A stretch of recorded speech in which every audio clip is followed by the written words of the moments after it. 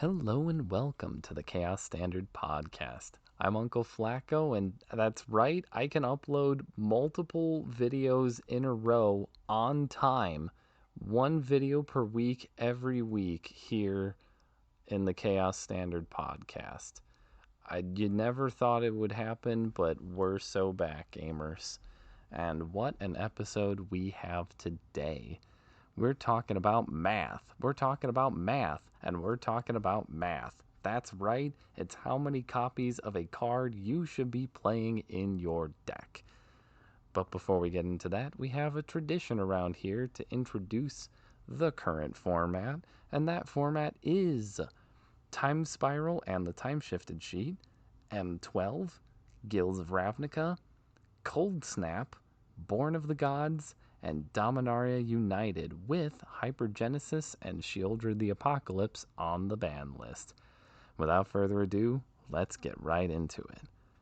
So I'll begin this math episode the way I began the last math episode, which is reminding you that in a Magic the Gathering constructed deck, you are required to play 60 cards minimum. And of those 60 cards, no more than 4 copies of any one card can be played. But if you have a 4-card maximum, that gives you 5 different options of how many copies of a card you can play. All of the numbers between 0 and 4. We will not focus on 0. I hope you know that if a card shouldn't be in your deck, that you shouldn't be playing any copies of it. But if you want to be playing a card and don't know how many copies you should be playing, that is what this episode is for. And this episode is inspired by some video I listened to at some point.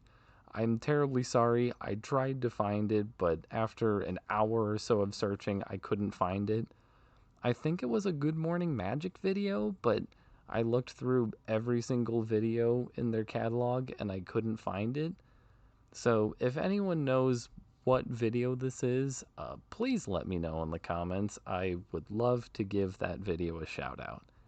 Regardless of that video existing or not, this one does, and I will be telling you, going in reverse numeric order, certain guidelines as to how many copies of a particular card you should be playing. Starting with 4. Why would you want to play 4 copies of a card in your deck? And the simple answer to the question is that it's as many copies of a card as you can be playing. And why would you want to be playing the maximum number of copies of any particular card? It's because you want to see it. Not only do you want to see it, but you are more than okay seeing multiple copies of that card. That card is absolutely integral to your strategy. It's a really good card in your curve. It's a necessary combo piece. It's the best card to be playing in that available slot, and you want to be playing as many copies of it as possible. I will also note that you are likely to see more 4-ofs in an aggro or combo list than you are to see in a control, mid-range, or ramp deck. The latter category of decks tend to want to play a variety of cards to have game against a variety of decks, whereas aggro and combo decks want to push through their game plan and have the onus be on the opponent to stop them. I will also be giving examples of cards that are typically played at the given quantity in formats that are not Chaos Standard. So, at 4, we have Leylines. If you want to play, for example, Leyline of the Void in Legacy or Vintage, you're probably playing it at 4 copies. Preordain in Modern. Preordain is the best available cantrip in Modern, so typically decks playing Preordain are playing the full 4 to smooth out their draws. And Mana Fixing. In any given format, you are playing the best Mana Fixing available, whether it be shock lands or fetch lands or original duels. No matter what the deck is, you are going to be playing the best available mana fixing.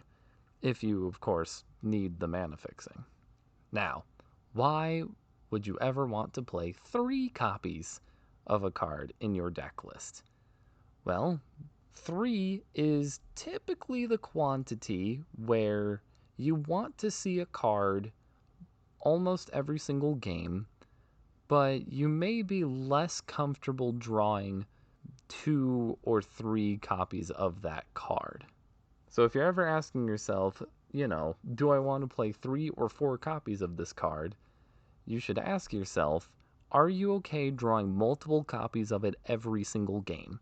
If the answer is yes, you're going to want to play 4. If the answer is no, then you're more likely to want to play 3 of it. But you're still seeing the card a lot at 3 copies, don't get me wrong. It's just that you may not see a ton of it if you're playing it at 3. Examples of cards that you might want to play at 3 in other constructed formats. The One Ring. Now hear me out. You play 3 copies of the One Ring in your main deck. If you are playing 4 copies of Karn the Great Creator with 1 copy of the One Ring in the sideboard. This effectively gives 7 copies of the One Ring. This is a topic that we will briefly touch on at a later point in this episode, but for now, we're just going to keep it at the One Ring at 3 copies.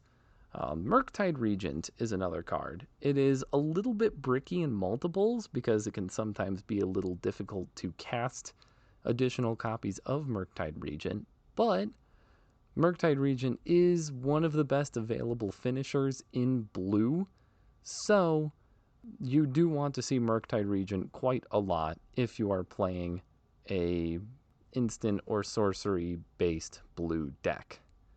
And also sideboard Blood Moon. If you're playing mainboard Blood Moon, it's probably at 4 copies just to get them. But if you are going on the principle that you are less affected by Blood Moon than your opponent, then you're probably playing 3 in the sideboard. Next, the most difficult ratio, in my opinion, 2.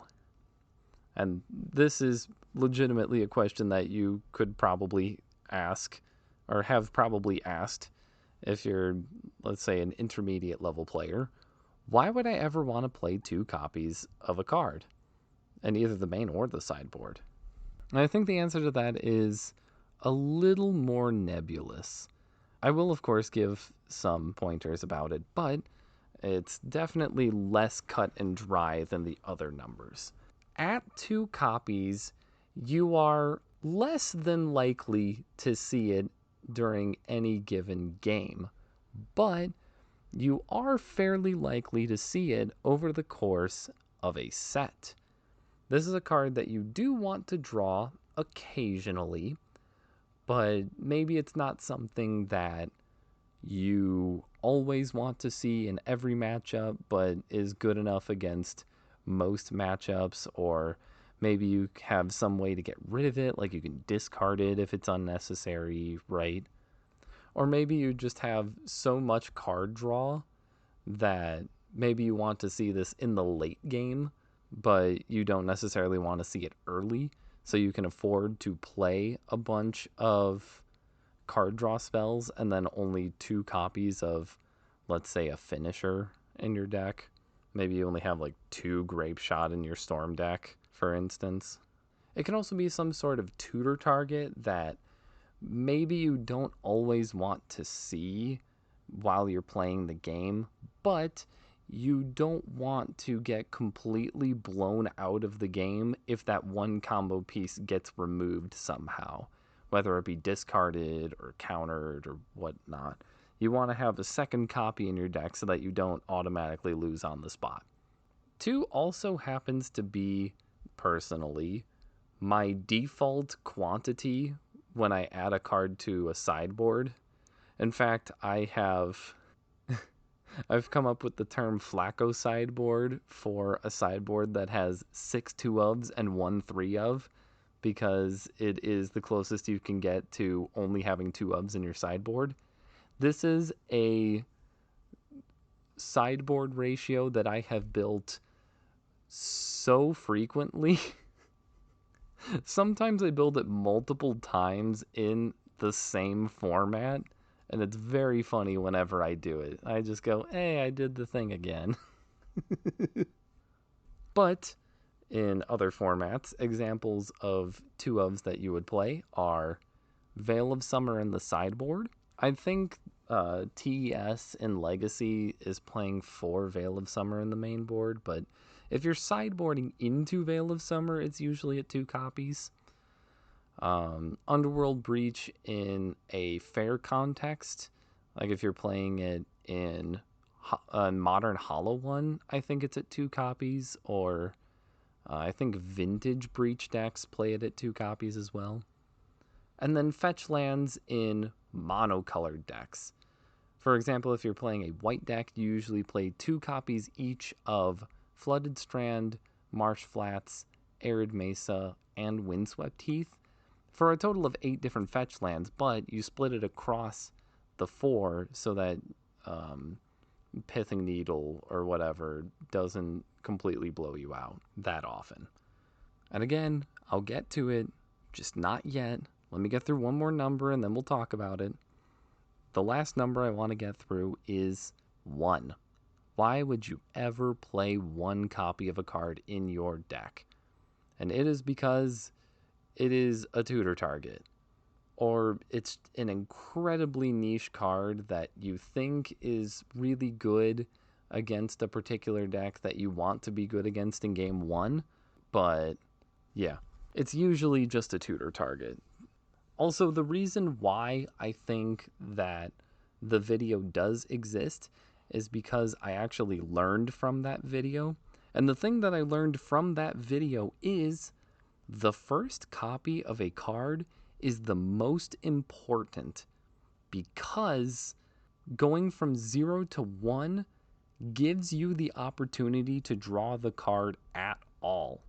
You could argue that like the 3rd copy of the card makes it really likely to draw in any given game, but going from 0% to even like 20% is huge.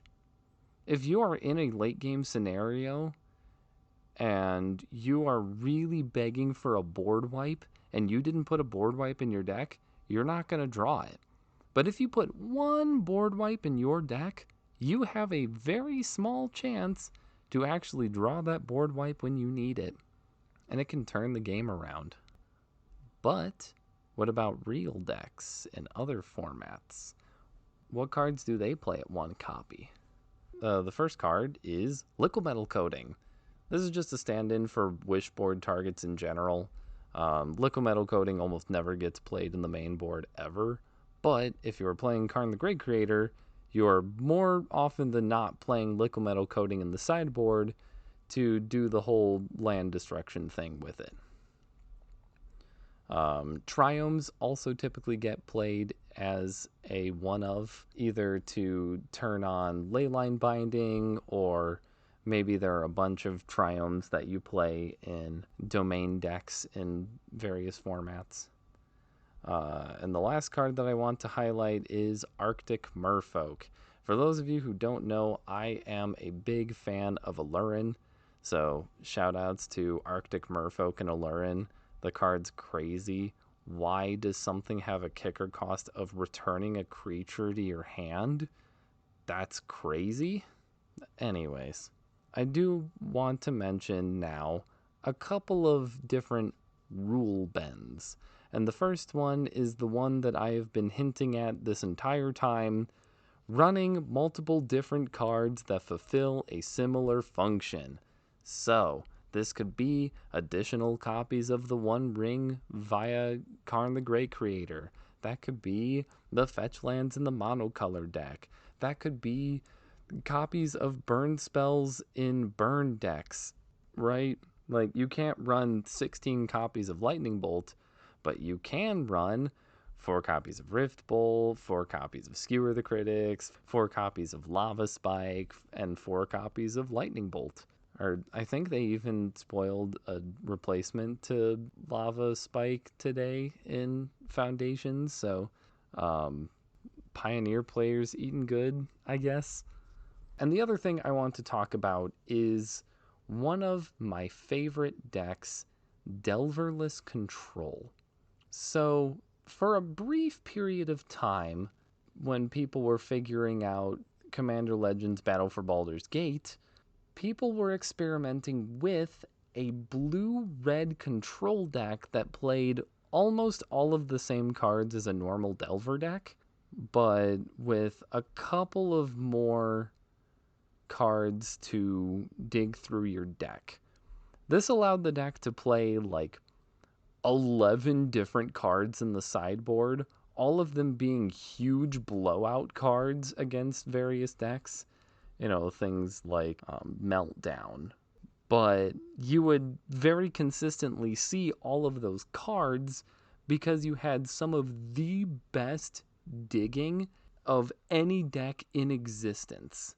You would be able to find exactly the card you want over the course of a game because you have like 26 different cards that get you there. And also your curve tops out at like 2.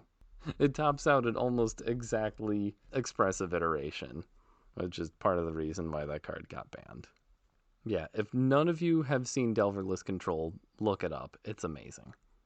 Now, it would be a little bit disingenuous to only say that you have 0 through 4 as options because, you know, there are cards that break the rule, right? And I want to talk about those cards for a second. We'll start with the easy one.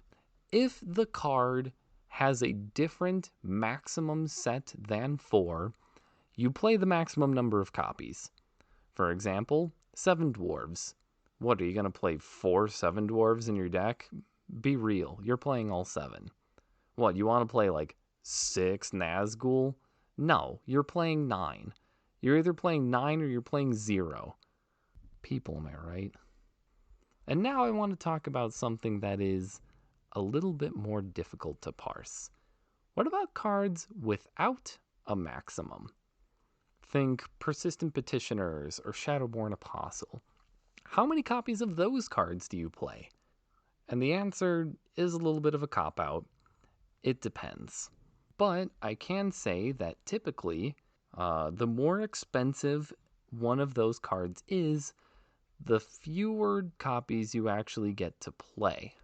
For example, you could play, let's say you're playing 30 copies of Shadowborn Apostle in your deck.